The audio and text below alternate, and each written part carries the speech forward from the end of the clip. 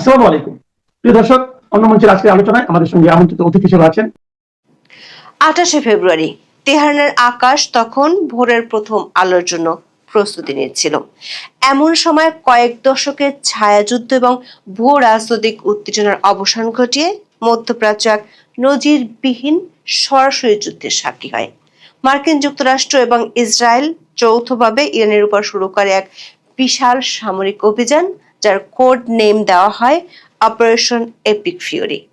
Tehran থেকে Isfahan, Tabriz থেকে সিরাজ, ইরানের অন্তত 20টি প্রদেশে একযোগে শুরু হয় বিমান হামলা এবং ক্রুজ মিসাইল বর্ষণ। এর কয়েক ঘন্টার মধ্যেই তেহরান তার সর্বশক্তি দিয়ে পাল্টা আঘাত হানে ইসরায়েল এবং পারস্য উপসাগরীয় অঞ্চলে অবস্থিত মার্কিন সামরিক ঘাঁটিগুলোর উপর।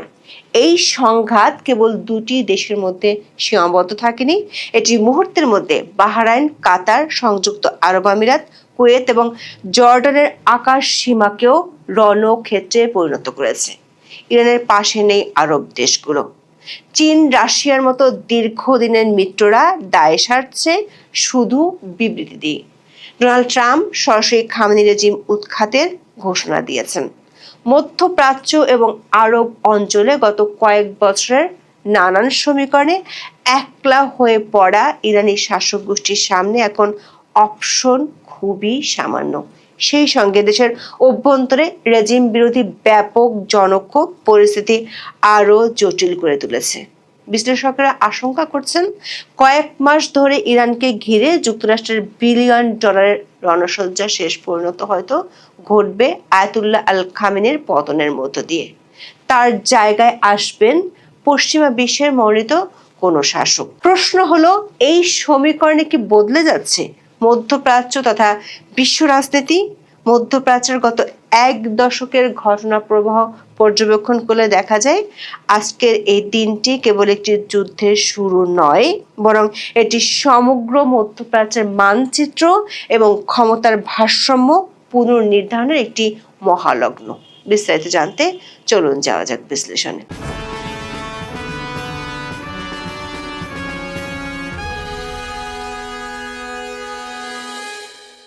অপারেশন এপিক ফিউরি কোনো আকস্মিক ঘটনা নয়, এর পেছনে রয়েছে কয়েক বছরের পুঞ্জীভূত উত্তেজনা, বিশেষ করে 2025 সালের জুন মাসের 12 দিনের যুদ্ধ এবং পরবর্তী অভ্যন্তরীণ অস্থিতিশীলতা। 2025 সালের সেই যুদ্ধের ক্ষত ইরান এখনো কাটিয়ে উঠতে পারেনি, যেখানে অন্তত 610 জন ইরানি নাগরিক প্রাণ হারিয়েছিলেন এবং নাতানজ ও ফোর্দোর পরমাণু স্থাপনাগুলো প্রথমবারের মতো সরাসরি মার্কিন ও ইসরায়েলি আক্রমণের শিকার হয়েছিল। মাত্র এক বছরের মধ্যে কয়েক দফা গভীর সংকটে পড়েছে ইরানের খামেনি রেজিম। শুধু বাইরের শক্তির হামলা নয়, অভূতপূর্ব জনবিক্ষোভ দেখা গেছে সাম্প্রতিক সময়। রিয়েলের অভাবনীয় দরপতন এবং মুদ্রাস্ফীতির প্রতিবাদে জানুয়ারি মাসে তেহরানের গ্র্যান্ড বাজার থেকে শুরু করে প্রতিটি বড় শহরে বিক্ষোভ ছড়িয়ে পড়ে। এই বিক্ষোভ দমনে ইরান সরকার যে কঠোর পথ বেছে নেয় তা আন্তর্জাতিক মহলে তীব্র প্রতিক্রিয়ার সৃষ্টি করে। এতে নিহত হন হাজার হাজার মানুষ।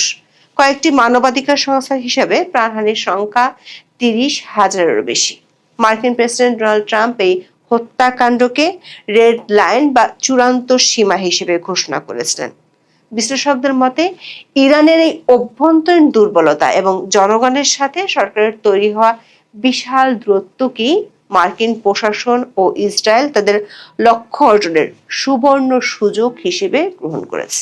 আমেরিকান প্রেসিডেন্ট ট্রাম্প তার দেওয়া শর্ত মানতে 19শে ফেব্রুয়ারি তেহরানকে 15 দিনের সময় বেঁধে দেন।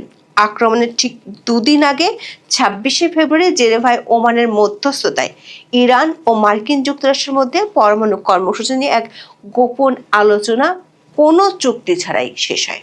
ট্রাম্পের পক্ষ থেকে ইরানের তিনটি প্রধান পারমাণবিক স্থাপনা ধ্বংস করার দাবি তোলা হয়। এছাড়া তেহরানের কাছে থাকা সমৃদ্ধ ইউরেনিয়াম যুক্তরাষ্ট্রের কাছে হস্তান্তর করার দাবিও তোলে ওয়াশিংটন। বলা হয়, হামাস ও হিজবুল্লাহর মতো সশস্ত্র গোষ্ঠীগুলোর সঙ্গে সম্পর্ক পুরোপুরি ছেদ করতে হবে। অর্থাৎ এক কথায় আমেরিকার একটি পুতুল সরকারের ভূমিকা দিতে হবে আয়াতুল্লাহ আল খামেনিকে। স্বাভাবিকভাবেই এমন দাবি মানেনি ইরান। দেশটির আলোচকেরা 27শে ফেব্রুয়ারি জানান, সমঝোতায় পৌঁছাতে হলে যুক্তরাষ্ট্রকে এসব দাবি প্রত্যাহার করতে হবে। এর কয়েক ঘন্টার মধ্যে তেহরান সহ ইরানের বিভিন্ন শহরে কলট্রন তুলে হামলা চালায় আমেরিকা ও ইসরায়েলের বিমান বাহিনী। 28শে ফেব্রুয়ারি ভোরের হামলাটি ছিল অত্যন্ত নিখুঁত এবং সুসমন্বিত। পেন্টাগন এবং ইসরায়েল ডিফেন্স ফোর্সেস যৌথভাবে এই অভিযান পরিচালনা করে, যেখানে আকাশপথের পাশাপাশি সাইবার হামলাও চালানো হয়, যাতে ইরানের আকাশ প্রতিরক্ষা ব্যবস্থা অকেজো করে দেওয়া হয়। দর্শক, যুক্তরাষ্ট্র এবং ইসরায়েল একযোগে হামলা শুরু করলেও দুটি অপারেশনের নাম আলাদা। আমেরিকার অভিযানের নাম অপারেশন এপিক ফিউরি, অন্যদিকে ইসরায়েলটির নাম অপারেশন লায়ন্স রোড। আক্রমণের প্রথম তরঙ্গে লক্ষ্যবস্তু করা হয় তেহরানের পস্তুর ডিস্ট্রিক্ট এবং কেশ ভারদস্ত এলাকাকে, যেখানে ইরানের সর্বোচ্চ নেতা আয়াতুল্লাহ আল খামেনির কার্যালয় এবং রাষ্ট্রপতির বাসভবন অবস্থিত। স্যাটেলাইট চিত্রে দেখা গেছে খামেনির বাসভবন চত্বরের একাংশ পুরোপুরি ধ্বংসস্তূপে পরিণত হয়েছে। ইসরায়েলি গোয়েন্দা সংস্থা মোসাদ দাবি করেছে তারা খামেনি এবং প্রেসিডেন্ট মাসুদ পেজেশকিয়ানকে সরাসরি লক্ষ্যবস্তু করেছিল। মার্কিন এবং ইসরায়েলি সামরিক বাহিনীর আক্রমণ মূলত 3টি স্তরে বিভক্ত ছিল। 1. নেতৃত্ব উচ্ছেদ, যার লক্ষ্য ছিল সরকারি কমান্ড সেন্টার এবং নেতৃত্বের বাসভবন। 2. পরমাণু অবকাঠামো, বিশেষ করে ফোর্দো, নাতাঞ্জ এবং ইস্পাহানের অবশিষ্ট পরমাণু গবেষণাগার। 3. ক্ষেপণাস্ত্র ও ড্রোন কারখানা, যার লক্ষ্য আইআরজিসির ড্রোন উৎপাদন কেন্দ্র এবং ব্যালিস্টিক মিসাইল সাইলো। আক্রমণ চলাকালীন প্রেসিডেন্ট ডোনাল্ড ট্রাম্প তার ট্রুথ সোশ্যাল প্ল্যাটফর্মে এক নাটকীয় ভিডিও বার্তা প্রচার করেন। তিনি ইরানের জনগণকে উদ্দেশ্য করে বলেন, আপনাদের মুক্তির সময় আসন্ন, আপনাদের সরকারকে দখল করে নিন। এটি কেবল একটি সামরিক ঘোষণা ছিল না, বরং কয়েক দশকের মধ্যে মার্কিন যুক্তরাষ্ট্রের পক্ষ থেকে ইরানে প্রকাশ্য রেজিম চেঞ্জ বা শাসন পরিবর্তনের প্রথম সরাসরি ডাক। ইরান দীর্ঘ সময় ধরে যে প্রক্সি যুদ্ধের কৌশল অবলম্বন করেছিল তা এবার সরাসরি যুদ্ধের রূপ নেয়। আইআরজিসি তাদের পাল্টা অভিযানের নাম দেয় অপারেশন ট্রু প্রমিস 4। ইরানের উত্তর পশ্চিম এবং দক্ষিণ উপকূল থেকে শত শত ড্রোন এবং ব্যালিস্টিক মিসাইল ইসরায়েল এবং উপসাগরীয় দেশগুলোর দিকে নিক্ষেপ করা হয়। ইরানের পাল্টা হামলার মূল কেন্দ্র ছিল পারস্য উপসাগরীয় দেশগুলো, যারা দীর্ঘকাল ধরে মার্কিন সামরিক ঘাঁটিগুলোকে আশ্রয় দিয়ে আসছে। কাতারের দোহার আল উদাইদ বিমান ঘাঁটিতে একাধিক মিসাইল আঘাত হানার খবর পাওয়া গেছে। কাতারি প্রতিরক্ষা মন্ত্রণালয় জানিয়েছে তারা বেশ কিছু ক্ষেপণাস্ত্র ভূপাতিত করেছে, তবে একটি ভিডিওতে ঘাঁটির ভেতর বিস্ফোরণ হতে দেখা গেছে। বাহরাইনে মার্কিন 5ম নৌবহরের সদর দপ্তর মানমাতে সাইরেন বেজে ওঠে এবং ইরানি মিসাইল সেখানে সরাসরি আঘাত হানে বলে বাহরাইন কর্তৃপক্ষ নিশ্চিত করে। আবুধাবি এবং দুবাইতে বড় ধরনের বিস্ফোরণ ঘটে। আমিরাতি কর্তৃপক্ষ জানিয়েছে শারাফনিলার আঘাতে অন্তত একজন বেসামরিক নাগরিক নিহত হয়েছেন। সৌদি আরবের রিয়াদে বিস্ফোরণের শব্দ শোনা গেছে, তবে পাল্টা হামলা ইরানের জন্য আরও জটিল পরিস্থিতি তৈরি করেছে। আরব দেশগুলো এই ঘটনাকে জাতীয় সার্বভৌমত্ব ও আন্তর্জাতিক আইনের চরম লঙ্ঘন হিসেবে আখ্যায়িত করেছে। উপসাগরের দেশগুলোয় ইরানের হামলার কঠোর নিন্দা জানিয়েছে সৌদি আরবও। হুঁশিয়ারি দিয়ে তারা বলেছে, রাষ্ট্রের সার্বভৌমত্ব ও আন্তর্জাতিক আইন লঙ্ঘনের ঘটনা চলতে থাকলে কঠোর পরিণতি ভোগ করতে হবে। এতে সহজেই বোঝা যাচ্ছে মধ্যপ্রাচ্য এবং আরব অঞ্চলে এক নিঃসঙ্গ শক্তিতে পরিণত হয়েছে ইরানের খামেনি রেজিম। তাদের দীর্ঘদিনের পুরনো মিত্রদের কেউ আর পাশে নেই। দর্শক, এই যুদ্ধের একটি অত্যন্ত গুরুত্বপূর্ণ দিক হলো অত্যাধুনিক অস্ত্রের ব্যবহার। ইরান দাবি করেছে তারা প্রথমবারের মতো পূর্ণ মাত্রায় তাদের হাইপারসনিক মিসাইল ফাত্তা 2 ব্যবহার করেছে। এই ক্ষেপণাস্ত্রটি শব্দের চেয়ে 13 থেকে 15 গুণ দ্রুত চলতে থাকে। অন্যদিকে ইসরায়েল ও তার অ্যারো 3 ক্ষেপণাস্ত্র প্রতিরক্ষা ব্যবস্থা এবং নবনির্মিত আয়রন বিম লেজার সিস্টেম ব্যবহার করেছে। আয়রন বিম ব্যবহারের মাধ্যমে মাত্র $3 থেকে $5 খরচে একটি ড্রোন ধ্বংস করা সম্ভব, যেখানে আয়রন ডোম মিসাইলের খরচ ছিল $50,000। তবে ফাত্তা-2 এর মতো উচ্চ গতির হাইপারসনিক অস্ত্রের বিরুদ্ধে এই প্রতিরক্ষা ব্যবস্থাগুলো কতটা কার্যকর ছিল তা নিয়ে সামরিক বিশেষজ্ঞদের মধ্যে বিতর্ক রয়েছে। অপারেশন এপিক ফিউরির সবচেয়ে বড় প্রশ্নটি হলো, আয়াতুল্লাহ খামেনি কি বেঁচে আছেন? ইসরায়েলি টেলিভিশন চ্যানেল 12 দাবি করেছে যে 86 বছর বয়সী এই সর্বোচ্চ নেতা সম্ভবত হামলায় নিহত হয়েছেন। তবে ইরানের পররাষ্ট্রমন্ত্রী আব্বাস আরাগচি এক সাক্ষাৎকারে দাবি করেছেন খামেনি জীবিত এবং নিরাপদ স্থানে আছেন। তবে খামেনির অবস্থান ও পরিস্থিতি নিয়ে নিশ্চিত কোনো তথ্য পাওয়া না গেলেও হামলায় ইরানের সামরিক নেতৃত্বের অপূরণীয় ক্ষতি হয়েছে। নির্ভরযোগ্য সূত্র অনুযায়ী বেশ কয়েকজন শীর্ষস্থানীয় কমান্ডার এই অভিযানে প্রাণ হারিয়েছেন। এরা হলেন ইরানের প্রতিরক্ষা মন্ত্রী আজিজ নাসিরজাদে, আইআরজিসি পদাতিক বাহিনীর প্রধান মোহাম্মদ পাকপুর এবং সেনাবাহিনী বা 38-এর শীর্ষ পর্যায়ের কমান্ডার আমির হাতামি। এই নেতৃত্ব শূন্যতা ইরানের সামরিক প্রতিক্রিয়ার চেইন অব কমান্ডকে ক্ষতিগ্রস্ত করতে পারে। যদি খামেনির মৃত্যু নিশ্চিত হয়, তবে উত্তরাধিকারী হিসেবে তার ছেলে মোস্তফা খামেনির নাম আগে থেকে আলোচিত হলেও বর্তমান বিশৃঙ্খল পরিস্থিতিতে আইআরজিসি সরাসরি ক্ষমতা দখল করতে পারে অথবা দেশ এক ভয়াবহ গৃহযুদ্ধের দিকে ধাবিত হতে পারে। ইরানের উপর যখন বাইরে থেকে বোমা বর্ষণ হচ্ছে, তখন দেশটির ভিতর এক অন্যরকম যুদ্ধের সূচনা হয়েছে। জানুয়ারি মাসের নির্মম হত্যাকাণ্ডের পর থেকে সাধারণ মানুষের মধ্যে ক্ষোভ ছিল চরমে। নির্বাসিত রেজা পাহলভি এই সুযোগকে কাজে লাগিয়ে সিংহ ও সূর্য বিপ্লব সফল করার ডাক দিয়েছেন। পাহলভি মিউনিখ নিরাপত্তা সম্মেলনে তার ভাষণে বলেছিলেন, ইসলামী প্রজাতন্ত্রকে শেষ করার সময় এসেছে। 28 ফেব্রুয়ারি আক্রমণের পরপরই তিনি ইরানি নিরাপত্তা বাহিনীর সদস্যদের প্রতি আহ্বান জানান যেন তারা খামেনির ডুবন্ত জাহাজ ত্যাগ করে জনগণের পাশে দাঁড়ায়। তার এই আহ্বান এবং ট্রাম্পের প্রকাশ্য সমর্থন ইরানি জনগণের একটি বড় অংশকে সাহস জুগিয়েছে। তেহরানের রাজপথে বিক্ষোভকারীদের ডিক্টেটর বা খামেনির মৃত্যু কামনা করে স্লোগান দিতে দেখা গেছে, এমনকি যুদ্ধ চলাকালীন অবস্থাতেও। মধ্যপ্রাচ্যের ভূ রাজনীতিতে দীর্ঘকাল ধরে একটি অলিখিত নিয়ম ছিল, কোনো আরব দেশ সরাসরি ইসরায়েল আমেরিকার পক্ষে ইরানের বিরুদ্ধে দাঁড়াবে না। কিন্তু 2026 সালের এই যুদ্ধে সেই সমীকরণ বদলে দিয়েছে। 2023 সালে চীনের মধ্যস্থতায় যে সৌদি ইরান সম্পর্ক উন্নয়নের উদ্যোগ নেওয়া হয়েছিল, তা এখন পুরোপুরি ধসে পড়েছে। সৌদি আরব অত্যন্ত কড়া ভাষায় ইরানের নিন্দা জানিয়েছে এবং আক্রান্ত উপসাগরীয় দেশগুলো কাতার, আমিরাত, বাহরাইনের প্রতি পূর্ণ সংহতি প্রকাশ করেছে। তারা একে ইরানি আগ্রাসন হিসেবে চিহ্নিত করেছে।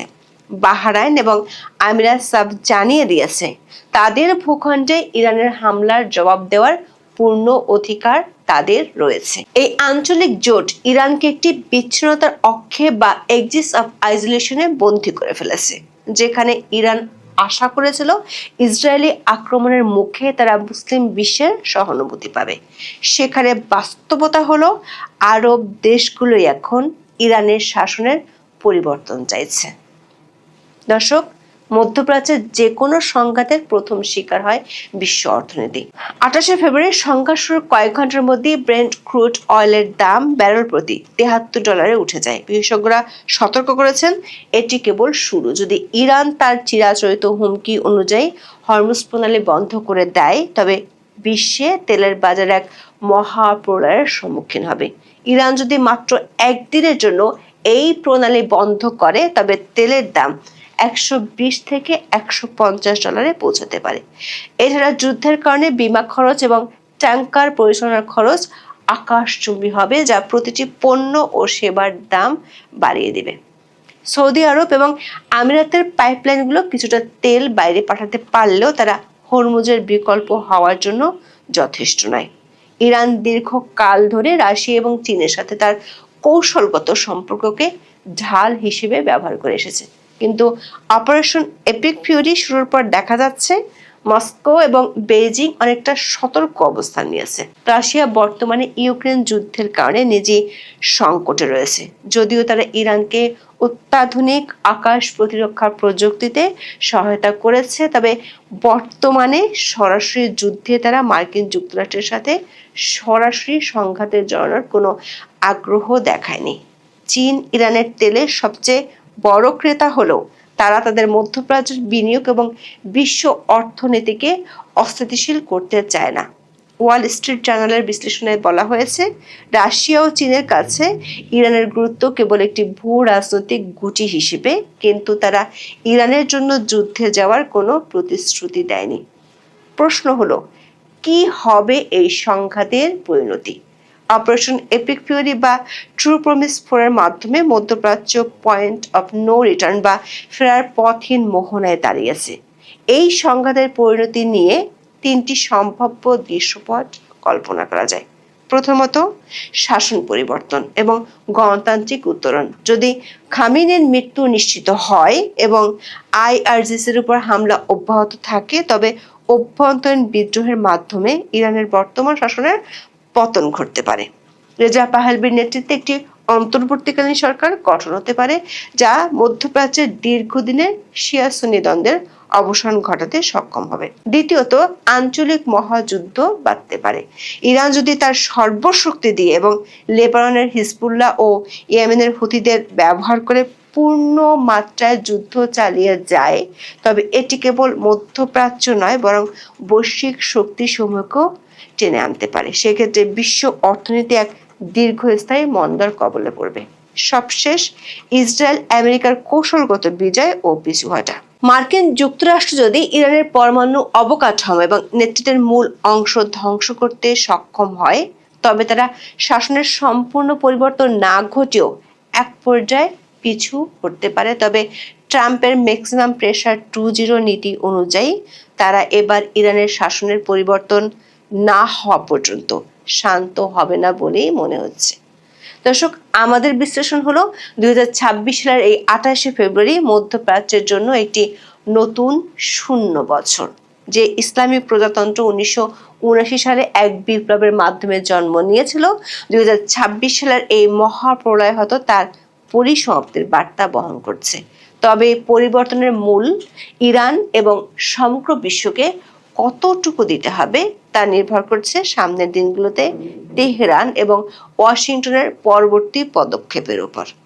মধ্যপ্রাচ্যের মানচিত্র হয়তো একই থাকবে, কিন্তু তার ভিতরের চালিকার শক্তিগুলো চিরতরে বদলে যেতে শুরু করেছে। এখন এ পর্যন্ত। সবাই ভালো থাকুন, সুস্থ থাকুন, নিরাপদে থাকুন। দেখা হবে আগামী পর্বে।